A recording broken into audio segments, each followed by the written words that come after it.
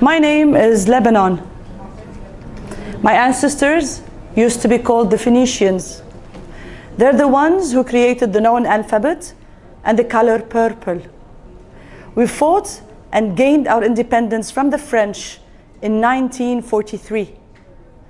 I am a beautiful country, nicknamed the Switzerland of the Orient for my breathtaking nature. I have beautiful mountains. Oh yes. I have century-old cedar trees. I have silky smooth sand beaches. The greatest civilizations to have ever inhabited the planet have all left their beautiful monuments all over my landscape. Despite my petite size, I'm host to so many different cultures and ethnic groups. One would say I'm the happiest the happiest country on the planet. Well, I'm not. A civil war that lasted for 15 years. A ratio of debt to gross domestic product at 153%, the third highest in the world, by the way. Cancer rates higher than Europe. Contaminated groundwater and irrigation water. Air pollution. A disaster that led the country to have its streets swamped with unsorted garbage. Illicit financial flows and tax evasions are Lebanon's 13 reasons why it should not be happy. If Lebanon could talk, I believe this is exactly what it would say. Lebanon, my beloved country, is not happy.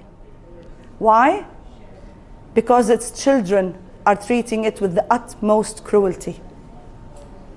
In 2010, and prior to that, we decided to address all of these problems as citizens. So how did we go about addressing all of these problems?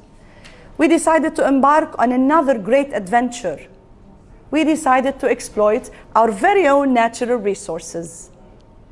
So in 2010, the Lebanese parliament ratified a law that basically mandates or allows the exploration and production of oil and gas in our offshore exclusive economic zone. In 2018, the Lebanese government issued 2 licenses to drill to a consortium of international oil companies, Total, Eni, and Novatek. The first well will be drilled in at the last quarter of 2019. Now, using all of that I have said as a backdrop, the Lebanese Oil and Gas Initiative, LOGI, was born into the scene in 2014. Our mission is to make sure that malpractices do not end up letting us or allowing us to have all our natural resources being turned into a curse. Front and center for LOGI was its concern that ill-monitored practices will lead to irreversible environmental consequences. And this does happen. Let's take Nigeria, for example. The poor implementation of both national and international practices when it came to exploration and production in the Niger Delta region led to irreversible environmental calamities and human health risks. However, this does not have to be that way. If proper techniques and mechanisms are used, environmental consequences and calamities can be mitigated, and indeed, they can be minimized. You see, Lebanon has been receiving good and sound advice from countries that have managed to use their natural resources without leaving any irreversible environmental damages. As part of the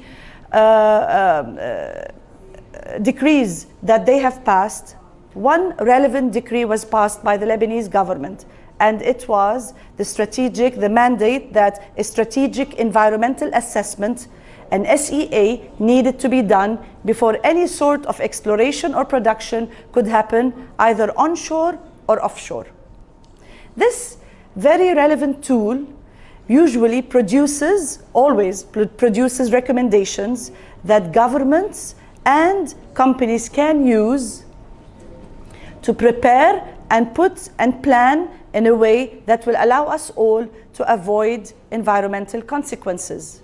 This assessment tool provides economic, social, and environmental recommendations for us to be able to use to avoid these irreversible, at times, environmental consequences.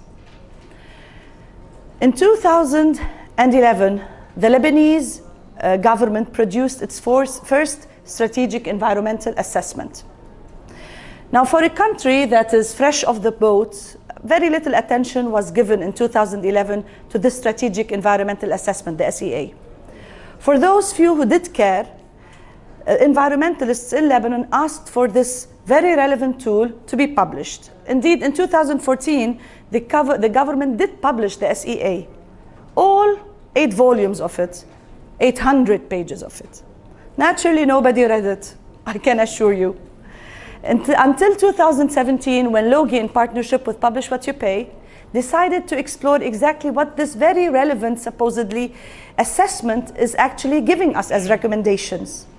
So with the support of an international consultant, who is an SEA consultant, we reviewed the SEA that was drafted in 2011, and after a whole month of revision, the consultant came back with his head down and said, I have news for you.